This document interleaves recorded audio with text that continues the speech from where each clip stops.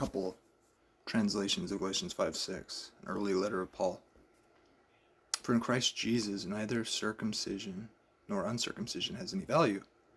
The only thing that counts, is faith expressing itself through love. So they have the only thing that counts. The New Living Translation has what is important is faith expressing itself in love. The ESV say those things don't count for anything but only faith working through love.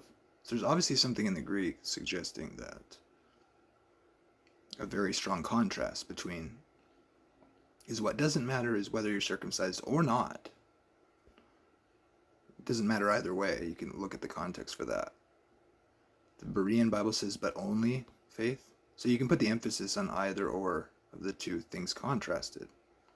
But faith worketh through love is the King James, so it's not as strong there.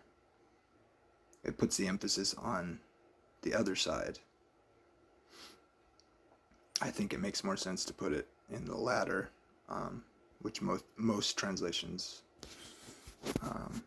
emphasize. But the emphasis is there. Only faith is what matters, is faith expressing itself in love.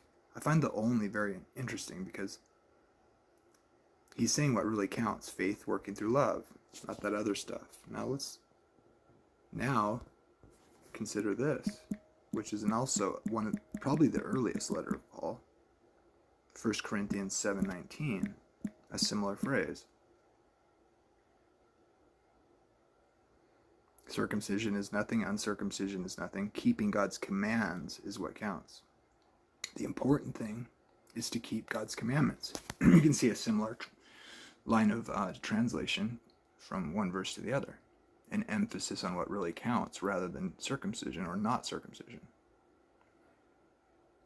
But as what really counts is faith working through love.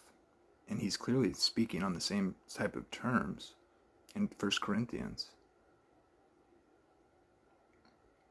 Keeping the commands of God is what counts. Keeping God's commandments is what counts. In contrast to circumcision, which availeth nothing. New King James says, but keeping the commandments of God is what matters. Faith working through love is properly keeping the commandments of God. A very common misunderstanding of Christianity today is that these two things are opposites. Paul clearly believes that faith working through love is the proper and intended way to keep God's commandments as he gave them and Jesus corrected them on. You can't love somebody with or have faith if you're not keeping God's commandments.